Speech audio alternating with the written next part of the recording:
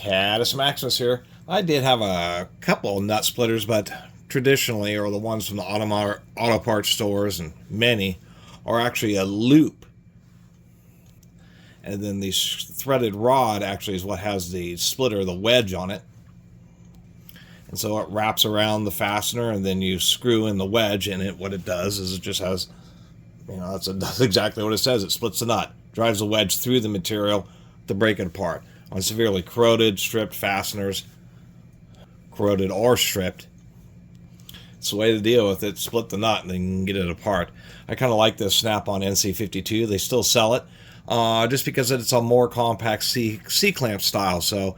And it is intelligent. You can rotate this little bottom jaw so you can get on, from the side or from the forward position. And there are some situations where, and I can't find my current one, the one that has a loop, but there's some situations where you can't get the loop around the fastener, so maybe you can use a C-clamp style, and that's kind of what I like about this. It is a, I guess, current unit, or current model name, since they still sell it. It has these couple of holes, so there's like a stabilizer rod that you can put in there, which I don't have. It is Snap-on, so it's not going to be, a $30, $40, or $50 item. But in the world of nut splitters, these things can get pretty serious, including hydraulic, industrial nut splitters, because of course nuts corrode on ships and oil and gas facilities, refineries, etc. These things do work pretty well, although the harder the bolt, if you're working on really high-grade fasteners, machine-grade fasteners, socket head cap screws, that type of stuff, you will damage the little anvil. Fortunately, you can get popped out and you can replace it. It is, I don't own much Snap-on stuff, but it is nice having some of their tools. And I'm thinking that the aluminum may be soft enough for me to drive the wedge through it. I'll go ahead and use my adjustable wrench. Fortunately, on this adjustable wrench, doesn't matter what end I use, I still have an adjustable wrench. I didn't lube these threads, but it's something you want to do, and of course you can use a pair of channel locks. It takes quite a bit of force to actually turn one of these things. It's probably one of the biggest misnomers. But fortunately, in something like this,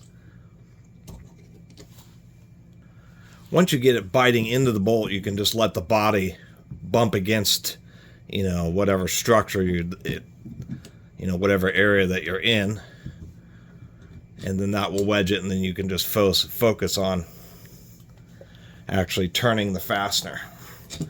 That's getting tough, trying to actually drive that wedge all the way through this little aluminum block. Even though it's aluminum, I'm still trying to blast through a pretty serious cross section here, and I did get that wedged in there pretty good.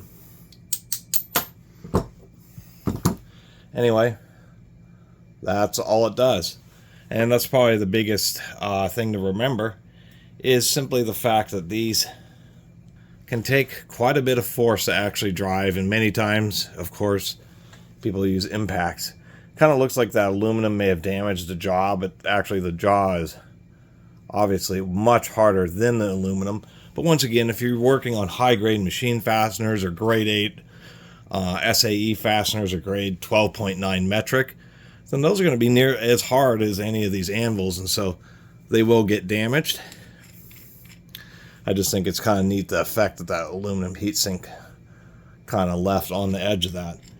Besides lubing, there's just not a lot else to say. It's a really simple design, and I'm actually not, I don't own many Snap-on tools. And of course, I'm happy whenever I find one. I actually paid $15 for this guy, which I thought was totally worth it, considering it looked nearly new.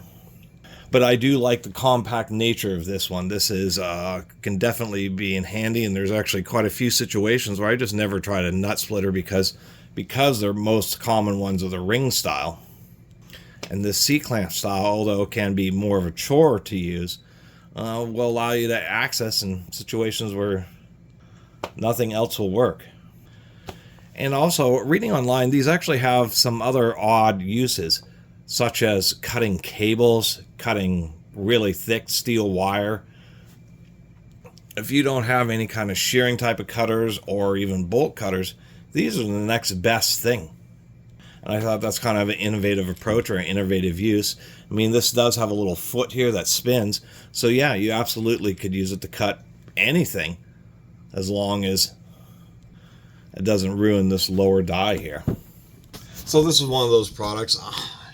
For as much as Snap-on charges for their tools, at least they could have like zoomable photos on their website. It's like just the most absurd oversight for one of the world's most expensive tool companies. Anyway, pretty pricey. They want $135, which is Snap-on pricing. But for what it is, maybe not quite as absurd as some of their other tools. Especially if you want to get like Interpacks, which are these integrated hydraulic ones, Interpack being a well-known industrial company. You want ones that, this is a bigger capacity. That Snap-on's 3/4 inch. This is 1 1/4 inch. So it's the difference between 25 and 32 millimeters. But one of these 15-ton Interpacks, full retail, $5,250. And if you want to get up to like 1.5 inch, like one of these Williams, now we're up to $12,000. And so by those comparisons, $135 is a legitimate bargain. It's surprising how expensive nut splitters can get when you really want true industrial grade. And actually, I'm pretty sure that this Snap-on, for its 3/4 inch capacity, will work great as long as you make sure to oil those threads. Really easy. Just a lot of pressure on these things, just like a Polar.